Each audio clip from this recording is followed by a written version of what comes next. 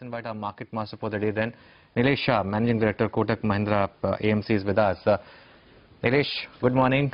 So, SIP investments I'm assuming are still on and they should be on, but is it time to go lump sum in markets? That's something a lot of retail investors are asking. No, this is not the time to go into lump sum for people who, are neutral weight to equity or overweight to equity. If you are extreme underweight, even still we will recommend systematic transfer plan rather than lump sum investment. Essentially, from here onwards, the stock markets are likely to be volatile. While the downside is protected by improving earnings and improving micros, the upside also looks kept based on political uncertainty, and we yesterday had announcement of Karnataka election dates. And there are also global developments which kind of weaken our macros. Oil is on the upswing, trade wars, whether it impacts us or not, but it's being negotiated upon. So we are looking at a choppy market, and in that kind of market it will be better to continue your SIPs. And if you want to invest some larger amount, then please come by a systematic transfer plan over next 12 months rather than lump sum investment. Good morning, Nilesh. When you say protected, how much do you expect? A 5% fall? Because in any case we're getting good micro numbers, as you point out. So should we be prepared for 9.5, 9.7 and that's it? I wish, Lata, I had the ability to predict the market. I don't. We generally believe that markets will be volatile. Whether the downside is 5% or 10% will depend upon how things play out. The worst case scenario for India could be oil moving even higher from current level, election creating its own uncertainty all the way up to May 2019. The monsoon distribution, while the early indications of monsoon are positive, but if the distribution is not comfortable enough, then clearly it opens room for downside. On the other hand, if this situation reverses, and we did see one reversal in 10-year government securities in last 1 week, at one point of time 10-year yield was threatening to go above 8%, and then courtesy the government's announcement of lower borrowing program, the 10-year yields have declined by almost 45 basis points. So factors can reverse immediately, factors can reverse quickly, and hence it will be futile to predict where will be the bottom of the market or where will be the top of the market. It's far better to invest with longer term horizon and with the discipline of either the SIPs or the STPs. Okay. Nilesh, hi, good morning. But there are a lot of large cap stocks that have corrected significantly. About 6 to 8 months back, if you had asked anyone when is a good time to buy, they would have said wait for some of these large cap names to correct 10-15%. And you're seeing it happen. ICICI Bank, SBI, Tata Motors have all fallen about 10-20% this year. Has the time come to nibble into some of these stocks, or would you stay away for now? Undoubtedly, between large, mid and small cap space, clearly mid and small caps are still above their 10-year historical book value, whereas large caps are just about 5% premium to their 10-year historical book value. So if I compare within large, mid and small, it's time to definitely look at large caps compared to mid and small caps.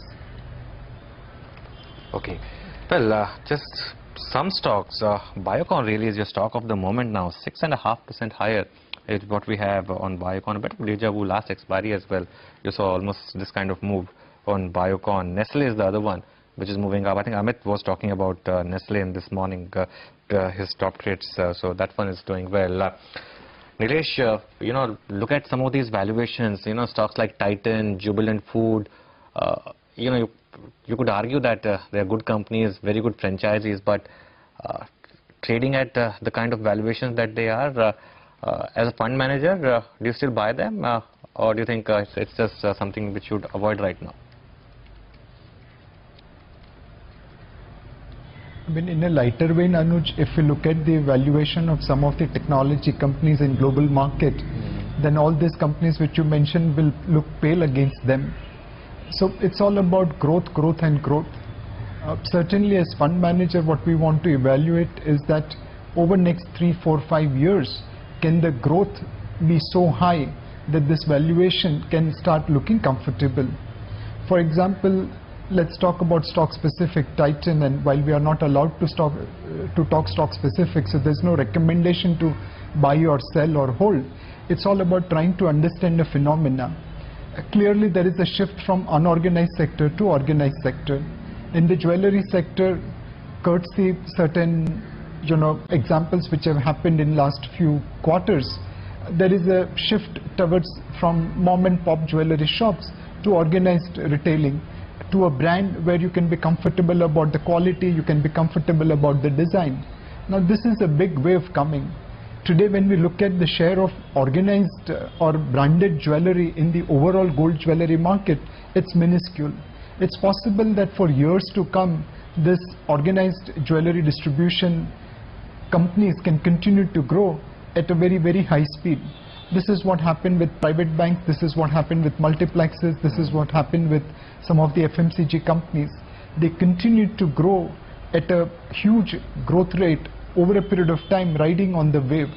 So in this kind of sector where we can see growth coming for a long period of time, where we could see market share moving from unorganized sector to organized sector, where we could see the brand value creating a premium from purchasing point of view, then all those factors put together can sustain higher valuation over a longer period of time. And that's how we try to evaluate this high growth stocks, not looking at current year's earning or past year's earning, not looking at past year's book value or current year's book value. We try to stretch ourselves 4 or 5 years ahead and see whether those valuations are justifiable or not. Will we be always successful? Answer is no. If growth tapers off, the stocks will come down dramatically. But if growth indeed comes, or growth indeed comes ahead of market expectation, then they can create tremendous value. Okay, by the way, just want to point out, ICICI Bank and Axis Bank are making lows of the morning. That's dragging the Bank Nifty today. The Bank Nifty also at the low point right now. That's ICICI Bank down about 1%. Axis actually started in green but is now in the red, and if you see the Bank Nifty, even HDFC Bank actually is right now at the low of the day. So the three large private banks, the largest components of Bank Nifty right now, it's amazing why HDFC Bank should fall so much, considering that it's not exposed to the kind of NPAs that the RBI circular imposes recognition on other banks. It's just showing that somebody is